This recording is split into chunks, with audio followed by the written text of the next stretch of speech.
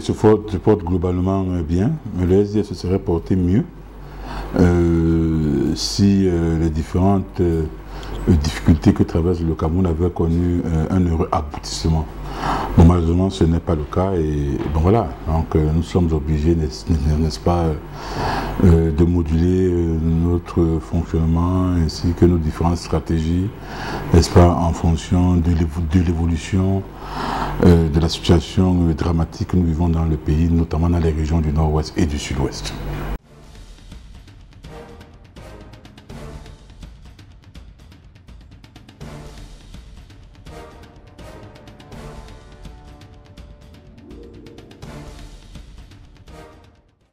Non, écoutez, les listes du SDF ont été rendues publiques par Elecam. C'est vrai que nous avons, n'est-ce pas, saisi la chambre administrative de la Cour suprême pour ce qui concerne nos listes qui ont été disqualifiées par le tribunal, les différents tribunaux administratifs de région, notamment pour ce qui concerne notre liste à la commune d'arrondissement de Douala 1er, qui a fait l'objet d'une disqualification par le tribunal administratif de la région du littoral. Nous avons déposé, n'est-ce pas, notre recours à la chambre administrative de la Cour suprême, c'était vendredi dernier, parce qu'il faut-il le rappeler, notre liste à Douala 1er a subi une injustice criarde, n'est-ce pas, du fait de la violation flagrante des dispositions du code électoral, notamment l'article 188, parce que, voyez-vous, alors que, n'est-ce pas, au niveau du tribunal administratif de la région du Sud, le RDPC a attaqué notre liste au motif que 6 de leurs militants figuraient dans notre liste et que le tribunal administratif a rendu un verdict suivant lequel il fallait remplacer, n'est-ce pas, les 6 qui étaient querellés. Mais au niveau, n'est-ce pas, de la région du littoral, pour ce qui concerne la commune de Douala 1er, notre liste, le RDPC a attaqué notre liste au motif qu'il y avait un de leurs militants, au motif fallacieux bien sûr qu'il y avait un de leurs militants qui figurait sur notre liste. Donc voilà, d'abord donc, malgré la plaidoirie remarquable de nos conseils devant ce tribunal, on a assisté, n'est-ce pas, à une réquisition totalement en charge du ministère public, parce que j'étais personnellement à cette audience, j'ai dit bien une réquisition totalement en charge, totalement en charge, et puis le tribunal et la collégialité est allé loin, au point de laisser, n'est-ce pas, l'objet du recours, n'est-ce pas, du RDPC concernant cette liste, pour aller plutôt s'attaquer aux problèmes de fonctionnement interne du RDPC, de cotisation et tout. Donc voilà, donc le tribunal administratif de la région du littoral a disqualifié cette liste, je dis bien en totalité, ce qui est une violation flagrante de l'article 188 du code électoral, qui mentionne clairement qu'en cas de disqualification, en cas de constatation de l'irrégularité d'un candidat dans une liste, il doit être procédé à son remplacement. Et je tiens à préciser également que concernant justement ce dossier, à la même audience, la même collégialité, pour les mêmes motifs, avec 2 heures de décalage, ce tribunal a rendu un verdict autre qui concerne notre liste dans la commune d'arrondissement de Mombo. Parce que le RDPC a attaqué, n'est-ce pas, la liste du SDF à Mombo, au motif qu'un militant du RDPC figurait dans la liste, n'est-ce pas, du SDF dans cette commune. Le tribunal, 2 heures de temps après avoir rendu le verdict, pour ce qui concerne la commune d'arrondissement de Douala 1er, a mentionné qu'on n'était pas obligé de militer dans un parti politique. Et a donc rejeté la requête du RDPC, ce qui concerne la commune d'arrondissement de Mombo. Alors, mais qu'est-ce qui peut justifier donc que pour la même audience, la même collégialité, pour le même motif, qu'on puisse rendre 2 verdicts différents? Bon, évidemment, c'est scandaleux, et c'est la raison pour laquelle, de la soixantaine de requêtes, n'est-ce pas, enregistrées au niveau de la chambre administrative de la Cour suprême, nous avons également déposé, entre autres, une requête qui concerne la commune d'arrondissement donc de Douala-Premier. Donc nous espérons que notre liste sera rétablie avant le double scrutin du 9 février prochain.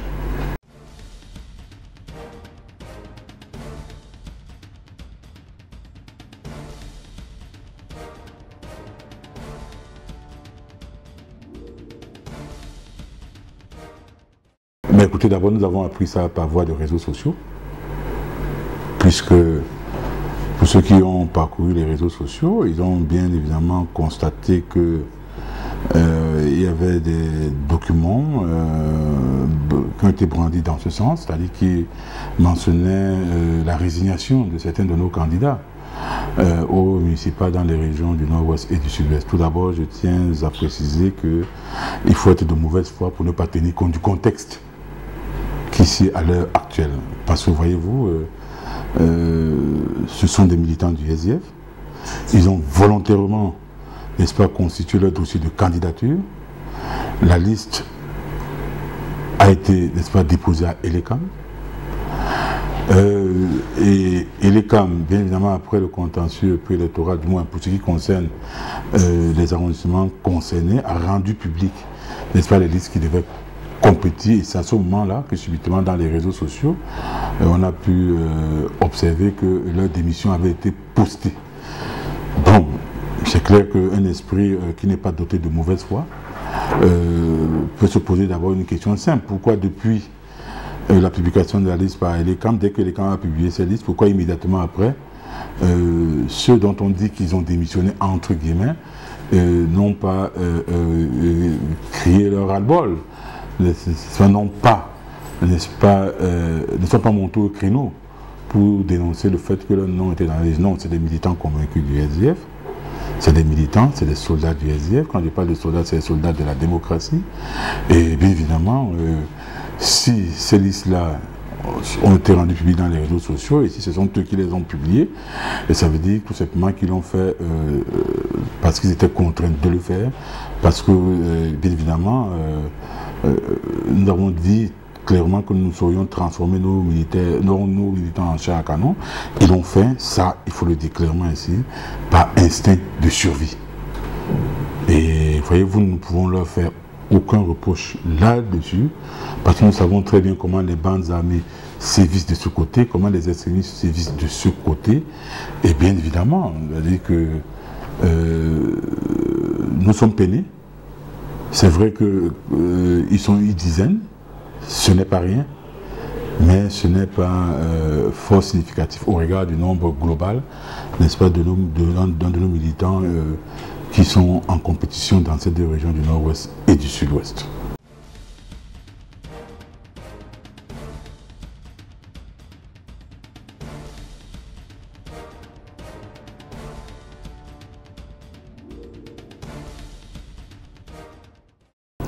Mais écoutez, le SDF, c'est un parti républicain. L'article 3 alinéa 2 de nos statuts indique clairement que le SDF prendra le pouvoir par voie d'élection.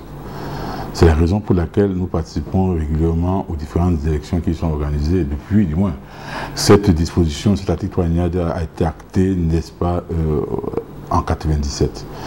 Donc, bon voilà, donc pour ne pas aller aux élections, il faudrait bien évidemment qu'on procède à un amendement de cette disposition statutaire du SDF. Bon, mais maintenant, entre-temps, c'est clair qu'il y a eu une nouvelle donne malheureuse, notamment la crise dans les régions du nord-ouest et du sud-ouest, où nous avons des populations qui vivent un drame insoutenable.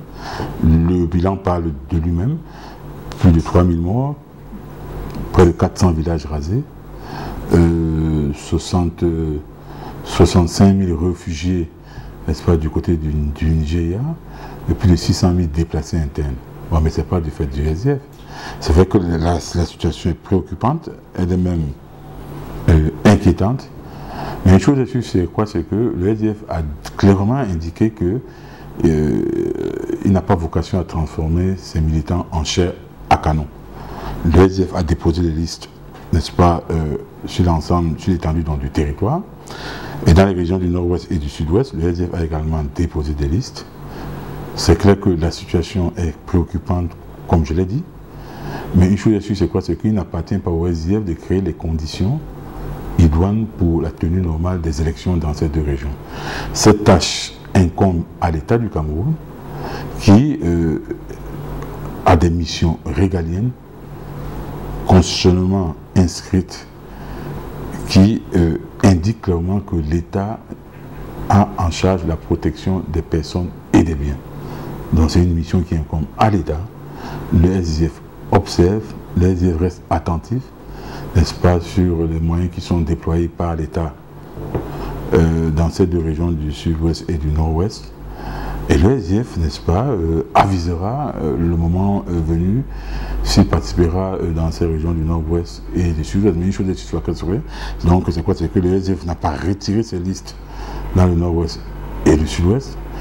Les publications qui sont faites dans les réseaux sociaux allant dans ce sens, c'est des publications, c'est des personnes dont les noms ont été mentionnés, et ces noms ont été mentionnés, et leurs noms ont été mentionnés dans les circonstances que nous savons tous.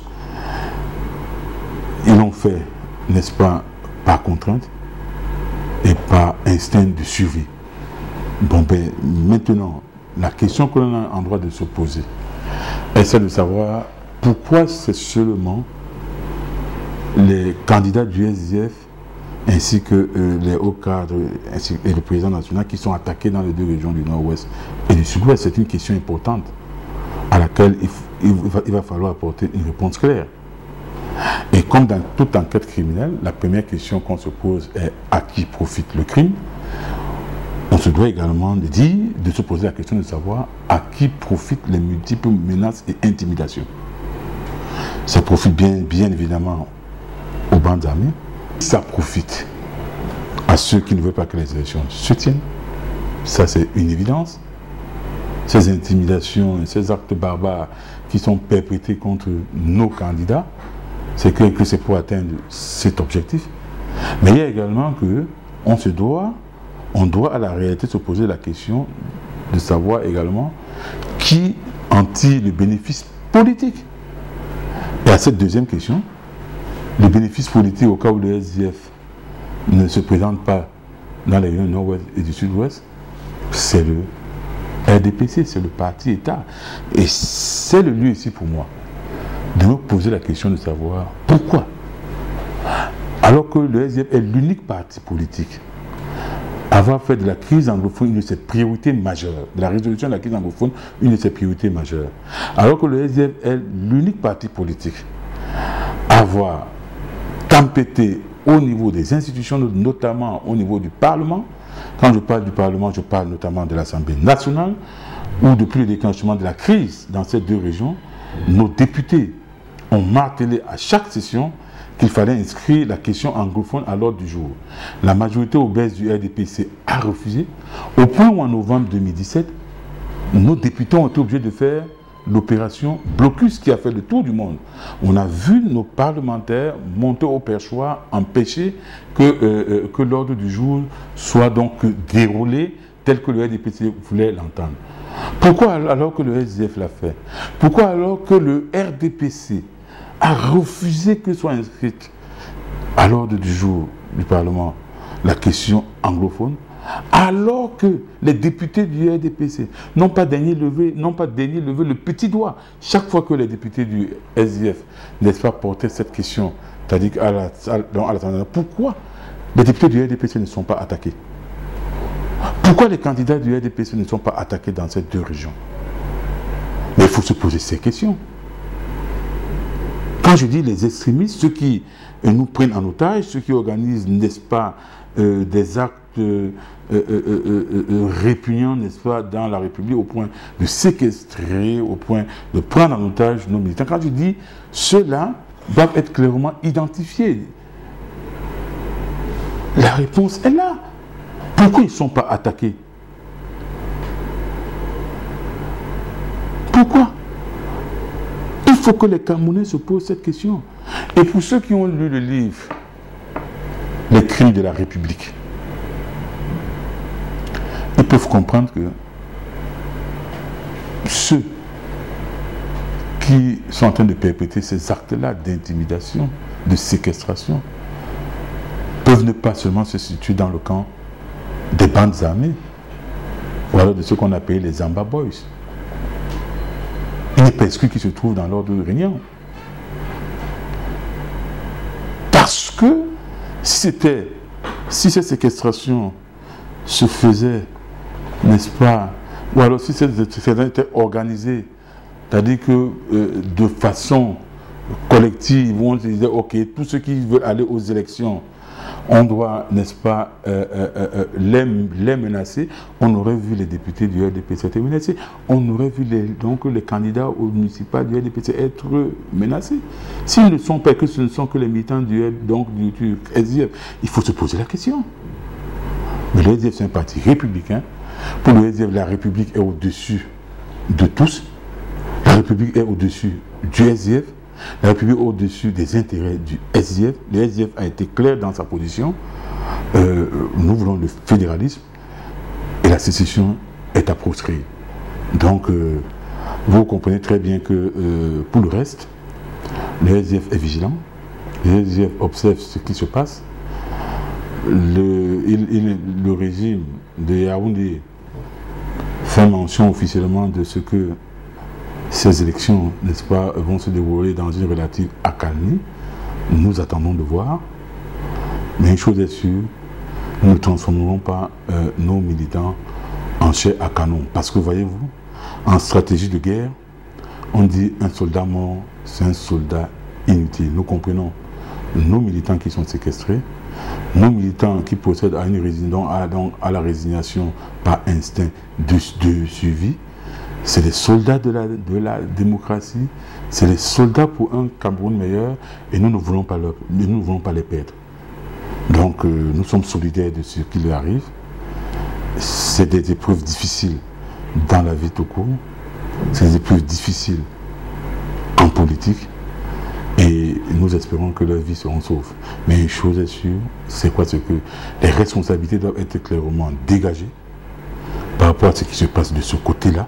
Donc, du côté des deux régions du Nord-Ouest et du Sud-Ouest, parce que ceux qui sont à l'origine de tout ce qu'on observe ne sont pas probablement uniquement ceux qui sont connus. Il appartient, n'est-ce pas, à vous les journalistes, ainsi qu'à ceux qui s'intéressent de près à cette affaire, donc au trouble, n'est-ce pas, de procéder à des enquêtes justes, pour que les responsabilités soient clairement établies. Il ne serait pas surprenant qu'il y ait des mains noires, qu'il y ait des actes qui soient posés, pas seulement par ceux qu'on sait. Parce que, habituellement, comme dans le cas de toute enquête, la première piste n'est pas souvent la piste la plus déterminante pour la manifestation de la vérité.